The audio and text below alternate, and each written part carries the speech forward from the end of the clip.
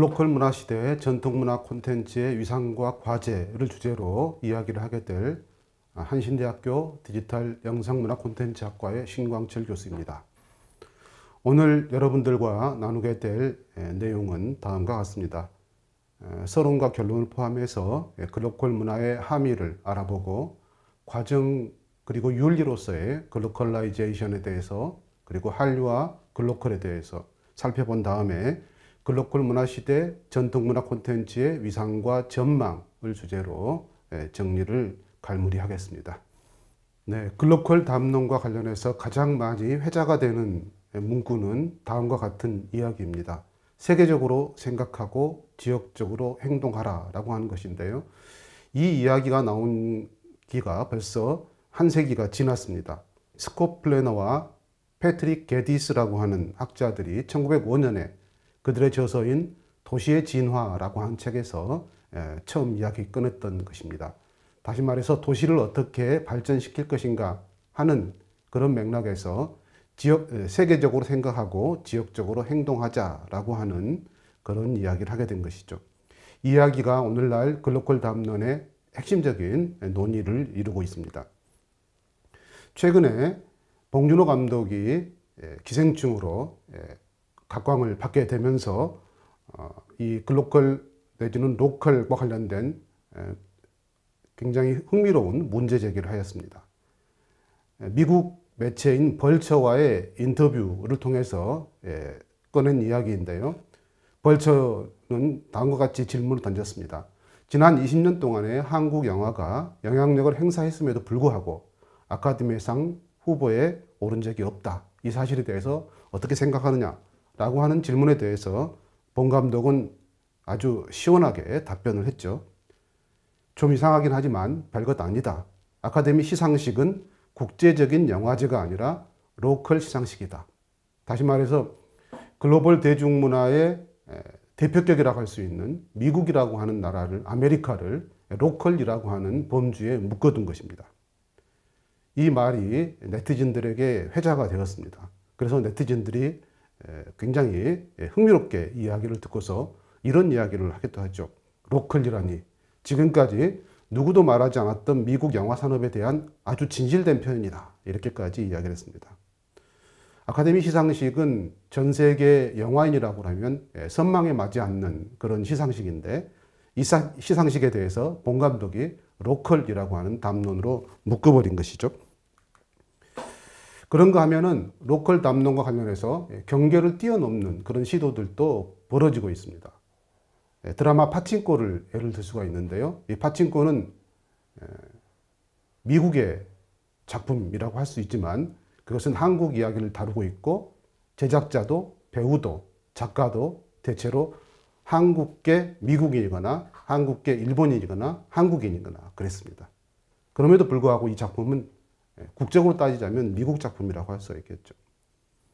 파친코는 경계에 있는 혹은 경계를 넘어서는 그런 작품으로 불리고 있습니다.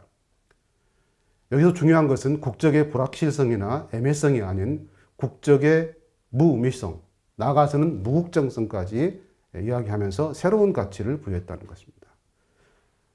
파친코는 장면이 전환될 때 영어, 한자, 한국어 이렇게 세 개의 언어로 자막 표시를 하기도 했죠. 자, 그러면 오늘 주로 이야기하게 될 글로컬과 글로컬라이제이션의 정의에 대해서 먼저 공유하고 논의를 시작해 보겠습니다. 글로컬이라고 하는 것은 글로벌과 로컬의 합성어이죠. 이 말에는 세계적인 것과 지역적인 것이 동시에 함축되어 있습니다. 종래에는 일반적으로 글로벌 로컬이라는 표현이 쓰였으나 최근에는 글로컬이라고 하는 표현으로 주로 쓰이고 있습니다. 이것은 글로컬이 글로벌의 어떤 그늘을 벗어나서 자기 색깔을 가지게 되었다는 것을 의미하기도 합니다. 글로컬라이제이션은 토착화 혹은 세계의 지역화로 이어질 수 있는 용어입니다. 하지만 실제로는 국제적인 회사의 상품이나 전략이 지역에 맞도록 어떻게 변모하고 적응하느냐의 측면과 지역적인 것이 세계성을 갖도록 어떻게 변모되고 맞추어지느냐라고 하는 면 두 가지 모두가 이 용어에 담겨져 있습니다. 글로컬이라고 하는 말은 글로벌과 로컬의 교작용 속에서 주요하게 부상하고 있습니다. 글로컬 문화 시대에 그렇기 때문에 로컬의 어떤 중요성이 부각되면서 특정 지역의 전통 문화 기반 창작 소재를 활용한 문화 콘텐츠 창작과 향유가 활발하게 이루어지고 있습니다. 그런 점에서 글로컬 문화의 정황과 관련해서 전통 문화 콘텐츠의 함의를 성찰하고 그 위상을 파악하는 일은 매우 중요하겠습니다. 두 번째로 서론적으로 살펴볼 논의는 문화 콘텐츠라고 하는 용어입니다. 문화 콘텐츠의 출발점이자 기반이라고 할 수 있는 것이 바로 문화입니다. 그런데 우리가 흔히 21세기를 문화의 시대라고 부르죠. 21세기는 문화가 교류하고 융합하면서 계속 변화할 수 있다는 사실을 보여주고 있습니다. 그런 점에서 문화적인 소통과 문화적인 다양성이 주요한 키워드로 부상되고 있다. 이렇게 말씀드릴 수 있겠습니다. 한국문화콘텐츠진흥원에서 2007년에 한국문화콘텐츠 산업 10대 전망을 발표하면서 다음과 같은 담론을 내세웠습니다.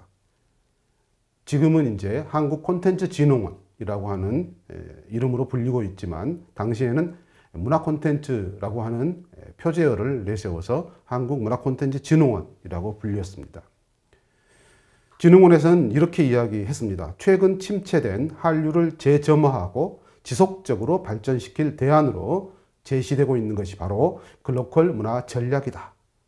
고유한 전통 문화와 첨단 기술력 그리고 상품의 기능 이미지를 서로 연결시키는 것이 이 전략의 핵심이다. 이렇게 이야기하면서 디지털 한류 전략과 한류의 세계화 전략을 하위 전략으로 내세웠습니다. 네, 두 번째 챕터에서는 글로컬 문화의 함의를 살펴보겠습니다. 글로컬은 문화 콘텐츠 산업 육성 및 콘텐츠 개발에 대한 이론적인 토대를 제공해 줄 수 있을 것으로 기대가 됩니다.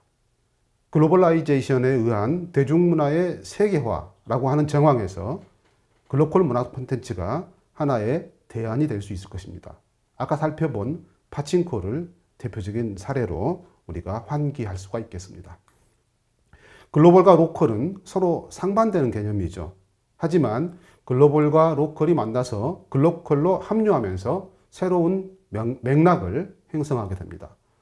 이 새로운 맥락은 어떤 의미에서는 제3의 개념 형성으로 이어진다 이렇게 볼 수도 있겠고요. 글로컬은 기존에는 당연한 것으로 간주되어 왔던 단순한 이분법적 논리가 더 이상 현실 세계에서 반영되지 않는다라고 한 사실을 드러내주고 있습니다. 글로컬의 지역 문화와 세계 문화의 혼합 내지는 융합이라고 하는 의미가 들어있는 까닭도 여기에서 찾을 수 있습니다. 글로컬이라고 하는 담론은 세계와 지역이 동시적일 수 있다라고 한 사실을 우리에게 환기시켜 줍니다. 글로컬 문화는 개별적인 동시에 보편적인 그리고 보편적인 동시에 개별적인 문화입니다.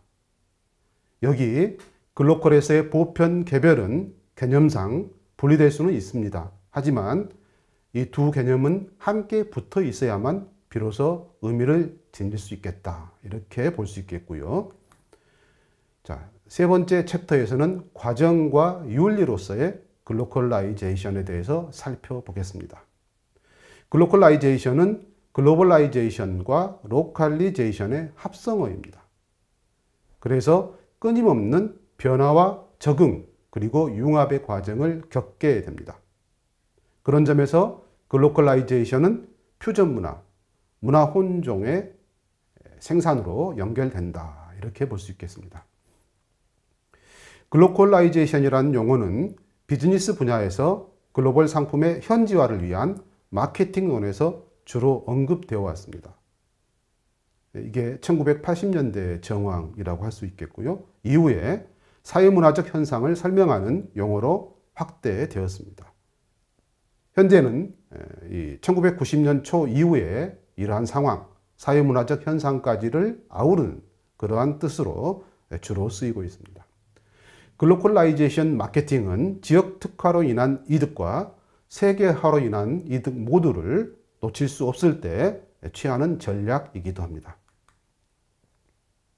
글로컬라이제이션은 문화적 다운주의에 의해서 다른 향유 가능한 문화들을 지속적으로 생산할 수 있도록 하는 과정이기도 합니다. 바로 이제 이렇기 때문에 문화적 다양성, 타문화에 대한 이해, 타문화에 대한 시각, 이런 것들을 반영하는 그런 현상이기도 합니다. 그래서 존 톰린슨 같은 학자는 이런 이야기를 합니다. 글로컬라이제이션은 자신의 영역에 맞게 살면서 타자와 대화하는 것이다.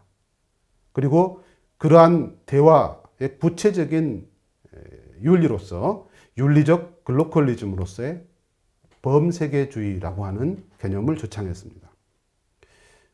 결론적으로 글로컬라이제이션은 지역의 독자적 역량과 지역 간의 커뮤니케이션 그리고 교류를 통한 새로운 공동체 간 수평적 관계의 형성을 지향한다, 이렇게 볼 수가 있겠습니다. 오늘날 문화 콘텐츠 제작 및 창작에서 윤리적인 어떤 문제들이 중요하게 부각되기도 합니다. 예컨대 인종이라든지 젠더라든지 하는 문제에 대해서 객관성을 유지하는 그런 필요성이 제기되고 있는데요. 이런 바로 새로운 공동체 간 수평적 관계 형성이라고 하는 과제가 우리에게 있다, 이렇게 볼 수가 있겠습니다. 자, 네 번째 챕터에서는 한류와 글로컬이라고 하는 주제를 살펴보겠습니다. 뒤에 살펴보겠습니다만 오늘날에는 한류라고 하는 용어보다는 아예 K컬처라고 하는 용어가 보다 직접적으로 쓰이고 있습니다. 바로 이제 한류라고 하는 용어보다 K컬처라고 하는 용어가 직접적으로 쓰이고 있는 이러한 맥락은 바로 글로컬라이제이션과도 연동되어 있는 현상이기도 합니다. 자, 그런 점에서 글로컬은 한류의 지속을 위한 미래의 재현이 될 수가 있겠습니다. 한류는 글로컬 문화의 대표적인 사례로 언급되고 있습니다. 글로컬 담론을 연구하는 많은 연구자들이 한류를 글로컬라이제이션이라고 하는 관점에서 살펴보고 조사하고 연구하고 있는 맥락도 여기에 있습니다. 그런 점에서 세계화의 영향력 하에 팝 컬처, 즉 팝 문화 혹은 대중문화가 초국적으로 확산되면서 수용 지역의 특성과 결합되어서 글로컬 문화 상품으로 재창조되고 있는 측면을 우리가 강조할 수 있겠습니다. 자, 글로컬 문화의 창조는 한류를 매개로 한 문화적 공동체의 사례가 될 수 있다, 이런 이야기를 정리해 보겠습니다. 그런 점에서 이제 한류가 구성하는 새로운 글로벌리티 혹은 글로컬리티의 감성이 강조되고 있습니다. 그러니까 전 지구적으로 한류가 확산, 소비, 그리고 전유되는 가운데 두드러지는 감성 구조를 이야기할 수 있겠는데, 연구자들은 이러한 구조를 팝 글로벌리즘 혹은 팝 글로컬리즘이라고 하는 범주로 묶어내기도 합니다. 그러니까 이 부분이 이제 중요한 포인트가 되는데요. 팝 글로벌리즘의 구체적인 특성을 특수하면서도 보편적인 감성에서 찾고 있습니다. 우리가 국가적인 혹은 국가주의적 관점에서 한류를 수출하는 그러한 관점에서 한류 담론을 펼쳤을 때는 특수하면서 보편적인 이라는 맥락보다는 특수하지만 보편적인 이런 맥락이 강조가 되었던 때가 있었습니다. 근데 오늘날에는 특수하면서도 보편적인, 다시 말해서 보편과 개별이 서로 교작용을 이루는 그런 상황이 강조되고 있다, 이렇게 볼 수가 있겠습니다. 특히 오늘날의 한류, 이른바 BTS 현상을 통해서 대표적으로 살펴볼 수 있는 것처럼 2020년대의 한류는 미디어, 장르, 팬덤 등 거의 모든 분야에서 질적으로 다른 것으로 변모했습니다. 예를 들어서 BTS의 팬덤인 아미를 한번 생각을 해보죠. 아미의 경우에는 BTS와 함께 동반 성장하는, 함께 성장해가는 그러한 흐름을 강조하고 있고요. 또한 BTS의 어떤 스토리텔링을 이어받아서 세계를 위해서 선한 영향력을 끼치게 되는 그러한 시도를 다양한 흐름에서 아미들이 하고 있음을 알 수가 있습니다. 이것은 그 이전의 한류 담론에서는 찾아보기 어려웠던 그런 현상이기도 합니다.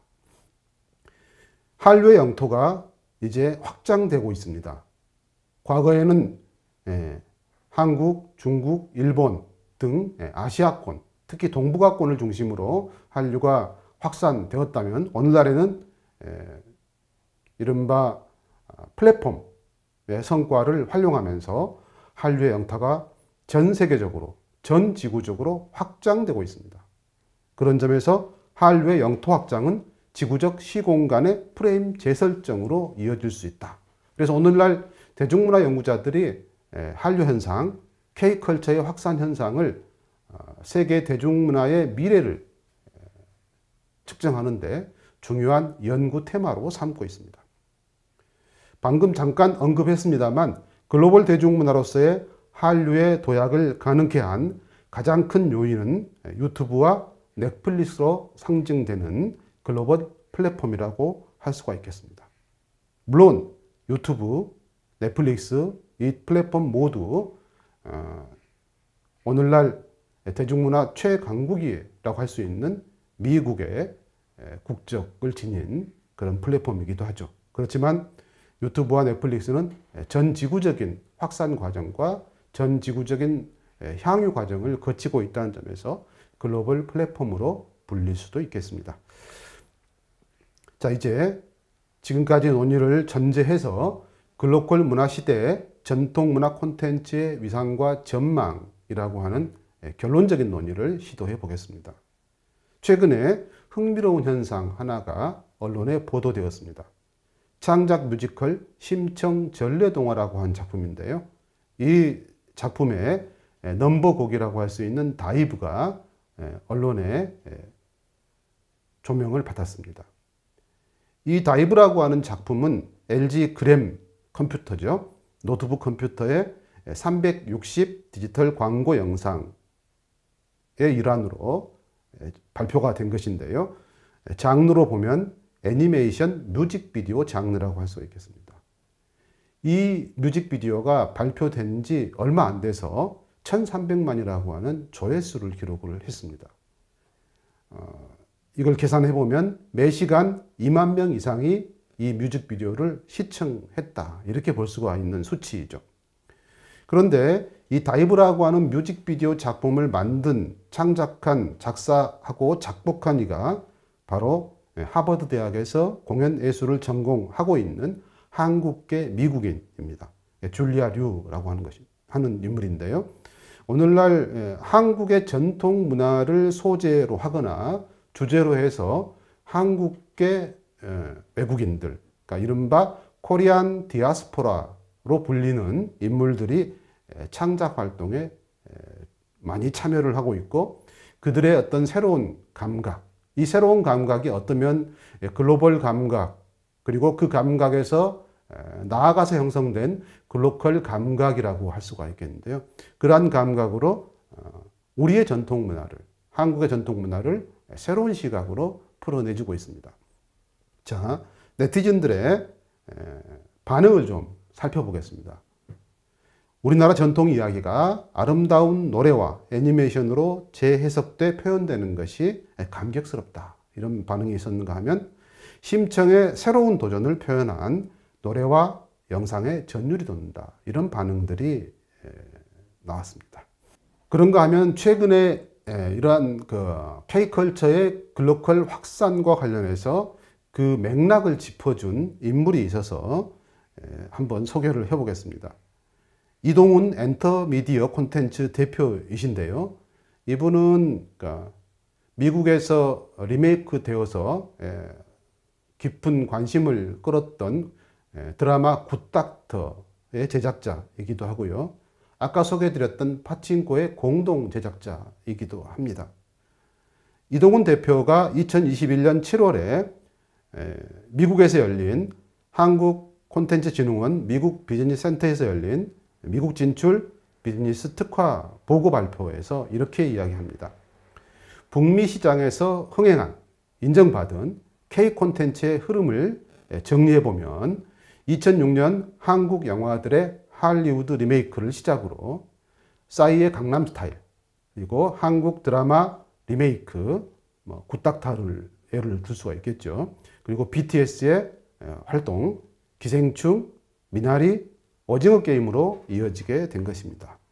여기 이제 이동훈 대표가 한류라고 표현하지 않고 K 콘텐츠의 흐름이라고 표현을 하고 있는 점이 주목됩니다. 어쩐 점에서는 한류 담론에서 K 컬처 담론으로 확산되는 과정이 글로컬 담론의 어떤 방향성을 보여준다, 이렇게 예측할 수 있기 때문이죠. 자, 그래서 K 브랜드의 한 국면을 살펴보면 아까 예를 들었던 애플 TV 플러스의 전략을 한번 조금 더 깊게 살펴보겠습니다. 애플 TV 플러스는 브랜드 K를 표방한 오리지널 시리즈를 제작해서 전 세계 콘텐츠 시장 공략을 의도했습니다. 자, 이럴 때 전 세계 드라마 시청자들에게 K라고 하는 기호, K라고 하는 브랜드는 단순히 한국이란 나라를 의미하는 것은 아닙니다. 다시 말씀드려서 이 K가 단순한 로컬이 아니라는 것입니다. K는 한국 안에 내재한 저항의 역사, 즉 현실과 역경에 굴복하지 않고 보다 나은 세상을 만들겠다는 강한 의지를 상징하고 있습니다. 그런 점에서 이 K는 로컬 K가 아니라 글로컬 K라고 할 수가 있겠죠. 애플 TV 플러스가 선택한 것은 한국의 역사가 가진 문화적인 영향력, 그리고 저항과 변화, 새로움으로 이어지는 K라고 한 이름의 글로컬 브랜드였다, 이렇게 말씀드릴 수 있겠습니다. 네, 논의를 마무리 지으면서 전통과 전통문화 개념을 다시 한번 상기시켜 보겠습니다. 전통이라고 하는 것은 어떤 집단이나 공동체에서 지난 시대에 이미 이루어진 계통을 이루며 전하여 내려오는 사상, 관습, 행동 등을 일컫습니다. 여기에 이제 문화가 붙으면 한 나라에서 발생해서 전해 내려오는 그 나라 고유의 문화라고 볼 수가 있겠습니다. 자, 전통에 대한, 전통 문화에 대한 정의를 통해서 살펴봤듯이 전통이라고 하는 것은 과거라고 하는 시점에 정지되어 있는 측면과 함께 전해 내려오는 이라고 하는 과정의 측면을 또한 담고 있습니다. 글로컬 담론에서는 전통을 과정의 측면에서 집중적으로 살펴봅니다. 전통을 진행형, 즉 과정으로 보는 시각은 전통 문화를 근대, 현대 문화를 서로 연속적인 것으로 이해하게끔 만듭니다. 요약하면 전통은 끊임없이 축적되는 것이다, 이렇게 말씀드릴 수 있겠고요. 자, 문화를 구성하는 고유한 요소와 외래적인 요소의 관계를 중심으로 문화적인 지도를 그려본다면 세 가지 경우의 수가 나올 수 있습니다. 두 요소가 서로 충돌해서 후자가 배척되는 경우. 두 번째, 외래적인 요소에 의해서 고유한 요소가 일방적으로 동화되는 경우. 세 번째, 고유한 요소의 독자성을 유지하면서 외래적인 요소의 장점을 창조적으로 수용하는 그런 경우, 이 세 가지로 정리할 수가 있겠습니다. 지금까지 우리가 살펴본 글로컬 담론의 입각에서 본다면 방금 말씀드린 세 번째 경우가 우리의 논의의 대상이 된다고 볼 수가 있겠고요. 글로컬 문화의 시각을 이 세 번째 경우의 방향을 보다 적극적으로 확장시키면서 모색할 수 있겠습니다. 짧은 시간에 전망을 해야 되는데 넓은 의미에서 전망을 할 수도 있겠지만 사례를 예를 들어서 전망을 해보도록 하겠습니다. 최근에 오징어 게임 케이스를 통해서 한국의 전통 놀이가 세계적으로 주목을 받았습니다. 물론 이제 아주 오래된 시대의 전통 놀이라기보다는 근대 그리고 현대적인 감각을 가진 놀이였습니다만 그런 중요성을 그리고 최근의 어떤 화제성을 전제하면서 전통 놀이의 활용과 문화 콘텐츠라고 한 주제를 통해서 전망을 시도해 보겠습니다. 전통 놀이 체험은 그 놀이 속에 스며들어 있는 전통과의 대화를 통해서 문화적 정체성을 형성하게 만든다는 점에서 의의가 있습니다. 오늘날 문화 콘텐츠 시대는 일과 놀이가 수렴되는 시대라고 전문가들은 말합니다. 이처럼 일과 놀이가 수렴되는 문화 콘텐츠 시대를 맞아서 전통놀이, 특히 집단놀이의 콘텐츠화에 대한 논의는 중요한 의미를 지닙니다. 오징어 게임이 흥미로운 점이 바로 그 집단놀이라고 하는 테마를 이끌고 왔다는 것이죠. 저는 문화 콘텐츠 체험의 구조를 3중 구조 이렇게 이야기를 주로 해왔습니다. 문화 콘텐츠는 의미도 있고 재미도 있고 신미, 즉 보기에도 좋아야 한다 하는 점에서 의미, 재미, 신미의 3중 구조를 이야기하고 있습니다. 우리가 전통적으로 진선미라고 불렀던 덕목에 해당되는 것이죠. 의지의 작동, 감각적인 쾌락, 그리고 정서적인 울림, 이 세 가지를 문화 콘텐츠 체험의 혹은 향유의 3중 구조라고 말씀드릴 수 있겠는데요. 바로 이 3중 구조를 통해서 전통놀이 콘텐츠에 대한 전망을 해보겠습니다. 첫 번째로 전통놀이에 담겨진 의미를 발굴해서 콘텐츠화의 출발 지점을 확보해야 합니다. 각각의 놀이에 대한 개별적 고찰과 함께 전통놀이 전반의 정리를 통한 전통놀이 의미체계 개념도가 마련되어야 하겠습니다. 전통놀이 스토리 데이터베이스를 구축하는 작업을 통해서 이러한 일을 할 수도 있겠습니다. 두 번째로는 전통놀이에 담겨진 의미를 현실적 삶 속에서 구현하려는 노력이 뒷받침되어야 하겠습니다. 세 번째로 현대적 감각으로 전통놀이의 재미 요소를 재해석하려는 구체적인 시도가 뒷받침되어야 합니다. 이 주제를 1차 맥락, 2차 맥락으로 좀 분절해서 생각을 해보겠습니다.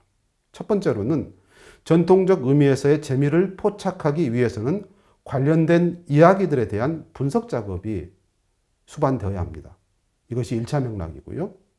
그리고 이를 토대로 현대화 작업이 이루어져야 합니다. 이것이 2차 맥락이라고 한다면 이 2차 맥락은 1차 맥락과 유기적인 구조를 이루는 것이 바람직할 것입니다. 네 번째로 단순한 의미 확보나 미추구를 넘어선 정서적 울림까지를 지향해야 합니다.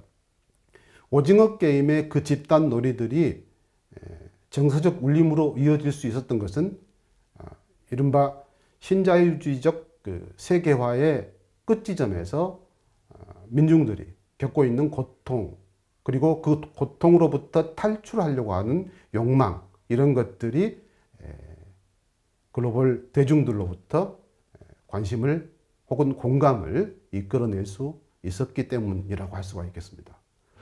재미있는 콘텐츠, 의미 있는 콘텐츠 모두 중요하지만 궁극적으로는 정서적인 울림, 공감을 줄 수 있는 콘텐츠가 좋은 콘텐츠라 이렇게 볼 수가 있겠습니다. 자, 지금까지 글로컬 담론의 의미, 글로컬 문화의 의미, 그리고 글로컬라이제이션의 현상, 그리고 이러한 논의들을 토대로 글로컬 문화시대 전통 문화 콘텐츠의 위상과 전망을 살펴봤습니다. 이것으로 제 이야기를 마치고자 합니다. 감사합니다.